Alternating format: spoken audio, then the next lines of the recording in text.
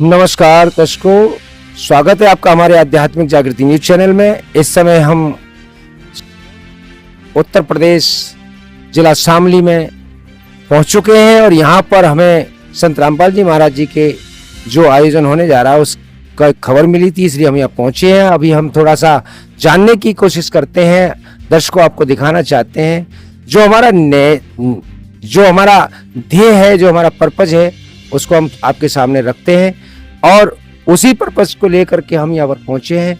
अभी इनसे जानकारी लेते हैं कि जैसे मांसाहार ज्यादातर चल रहा है, उसका चलन है, और मांसाहार पर क्या आध्यात्मिकता में विरोधाभास है या मांसाहार से क्या हानि होती है, क्या भक्ति मार्ग में इससे कोई दुष्प्रभाव होता है, ये हम जानना चाहेंगे। हमारे बीच हैं, इनका आपको परिचय देते हैं, इंट्रोडक्शन देते हैं और इनसे बात करते हैं। नमस्कार सर। नमस्कार जी। सर क्या नाम है आपका? सर मेरा नाम सुधीर है।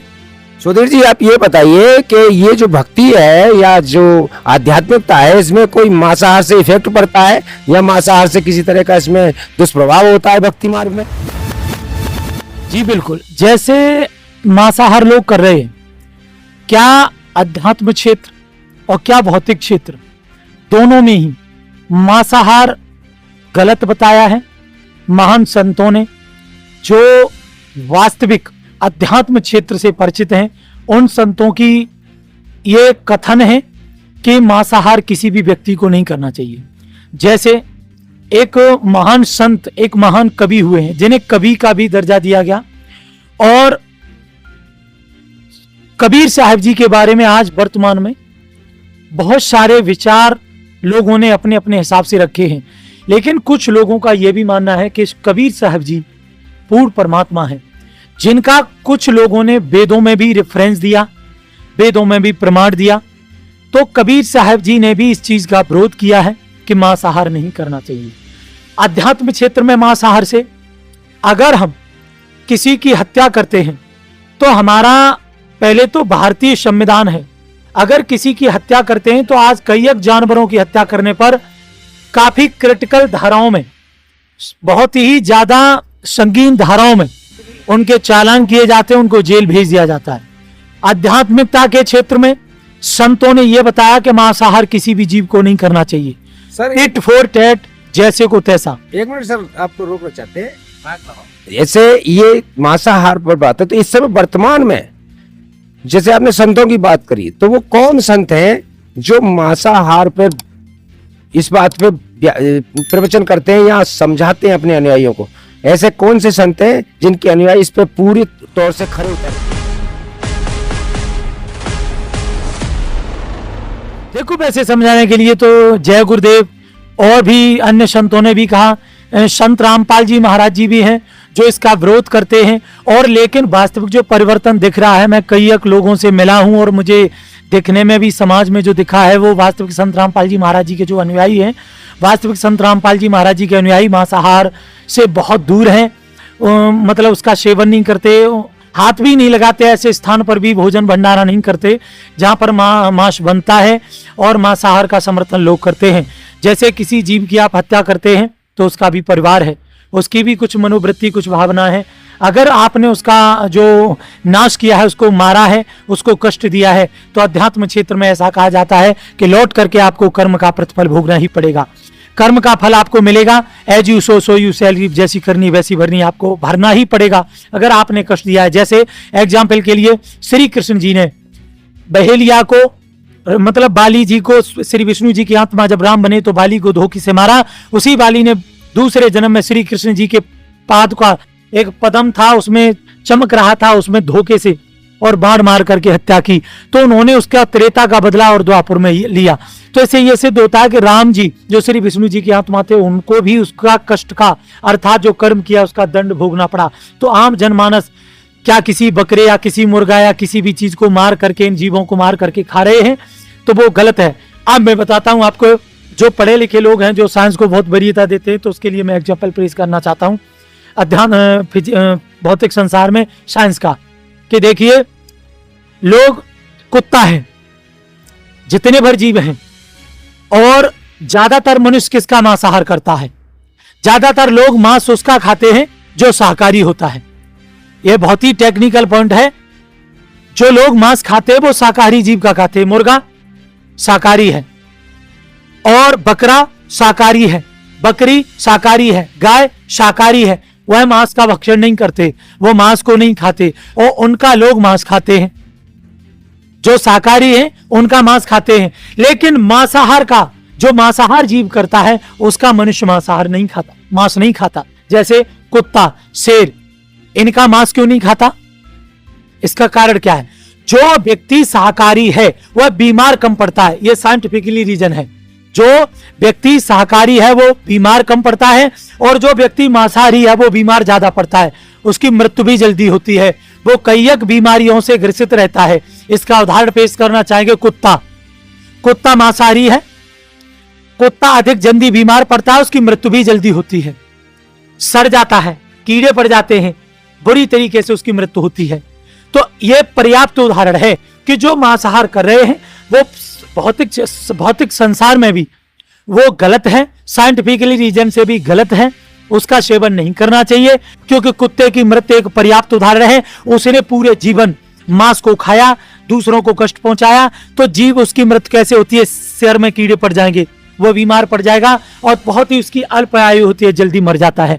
तो ये दोनों ही संतों ने भी कहा और कबीर साहब जी कहते हैं कि जो व्यक्ति सुरापान मद मांसाहारी और गबन करे भोगे पर नारी, 70 जन्म कटते हैं शीशम, साक्षी साहब हैं जगदीशम। इसका गवाह ईश्वर है कि जिसने मांस का सेवन किया, मदिरा का सेवन किया, शराब पी और जिसने जो स्मोकिंग या जो तंबाकू का सेवन किया, तो वो एक गलत है।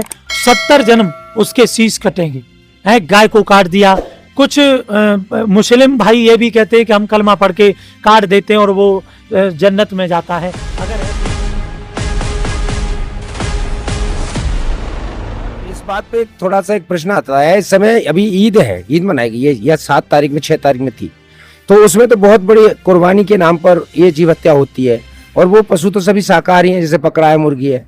तो आपने ये अच्छे ढंग से बता दिया, साइंस के हिसाब से ही बता दिया और भौतिकवाद के हिसाब से ही बता दिया, लेकिन जो लोग इसको करते हैं और इबादत भी बहुत करते हैं वो, तो क्या उसमें उनको कोई लाभ मिलता है उसको, उस ईद बकरा ईद मनाने का? देखो, लाभ तो उन्हें 1 इंच भी नहीं है, लेकिन वो पाप इकट्ठे कर रहे हैं। कैसे कर रहे हैं कि जो हम किसी सिस्टमेटिक तरीके से किसी कार्य को नहीं कर रहे हैं, लोक वेद दंत कथा निराधार किसी भी ऐसे वक्तव्यों को फॉलो कर रहे हैं जो निराधार हैं, वेसलेस हैं, वो सही नहीं है, तो वो गलती है। जैसे यह कहा जाता है कि जीव हने हिंसा करे, प्रगट पाप सिर होए, निगम पुण्य ऐसे पाप से भिस्त गया ना कोई। वह व्यक्ति कदापि भिस्त स्वर्ग नहीं जा सकता जो व्यक्ति एक तरफ सोचने वाली बात है। एक 12th क्लास मर्सी एक चैप्टर है जिसके राइटर हैं विलियम शेक्सपियर। उन्होंने ये कहा है कि mercy is a virtue of human heart, mercy is a quality of God. दया ईश्वरी गुण है। जहां पर दया बिन दरवेश कसाई और दया बिन संत कसाई कहा गया है। जिसके हृदय में दया नहीं वह संत नहीं हो सकता, और संत बने बिना वह भक्त नहीं हो सकता। संत नहीं हो सकता, वो ईश्वर को उसकी इबादत नहीं कर सकता, परमात्मा की प्राप्ति नहीं कर सकता। तो जहां पर हम हिंसा कर रहे हैं, जो कॉन्स्टिट्यूशन ऑफ इंडिया, भारतीय संविधान भी उसका सरेआम उसका विरोध करता है, और वहां पर हम जीवों की हत्या कर रहे हैं और इधर ईश्वर की इबादत भी कर रहे हैं। तो दोनों का एक्सीडेंट है। दया, जहां पर दया है वह हृदय में आपके क्रूरता कैसे आ गई?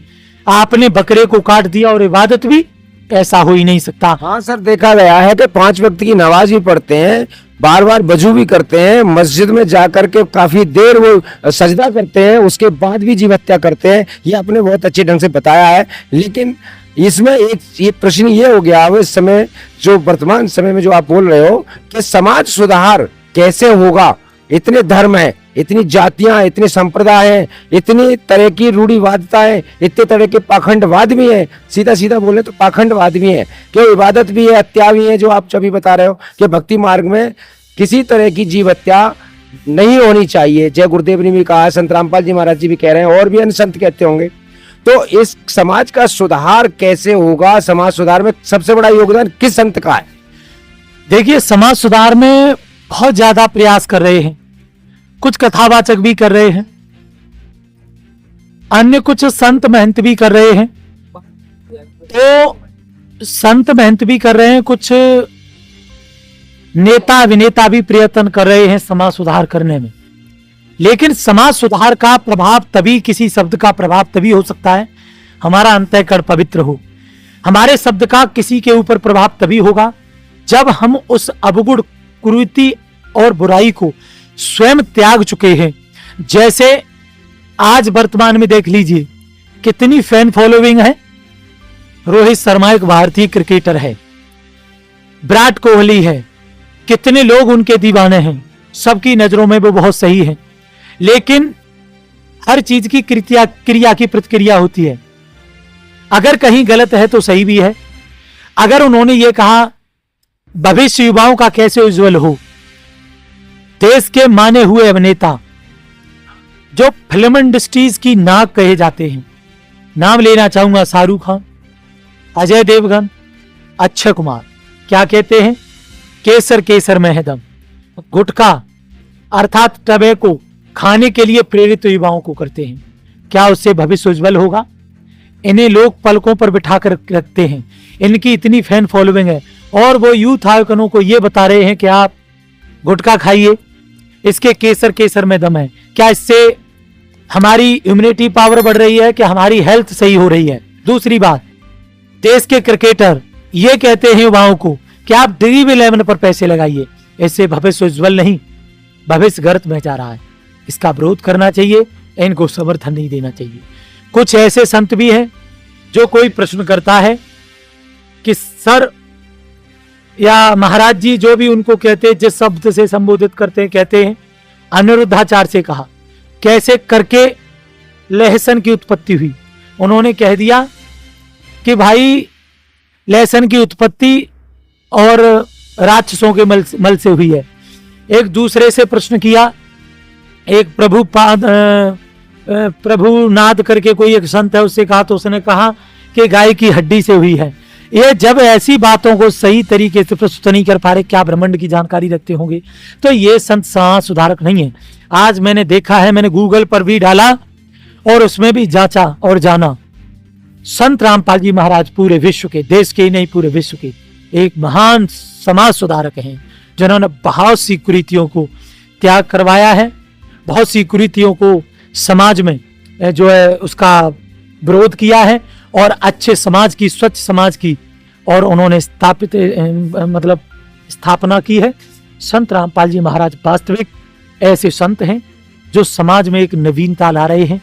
भविष्य युवाओं का उससे वास्तविक उज्जवल हो सकता है अगर संत रामपाल जी महाराज जी की विचारधारा को अपनाएं, संत रामपाल जी महाराज जी की विचारधारा पर चलें, तो वास्तविक समाज का उत्थान हो सकता है। सर, एक हमने और आपका एक वीडियो देखा था कुछ दिन पहले यूट्यूब पर, उसमें आपका ये बीट चल रहा था कि आप आए सत्संग से या कहीं से घूम फिर के और आप घर पे सोए तो आपकी इस रात को मृत्यु हो जाती है। आप उस समय यमदूतों के चक्कर में पड़ जाते हैं।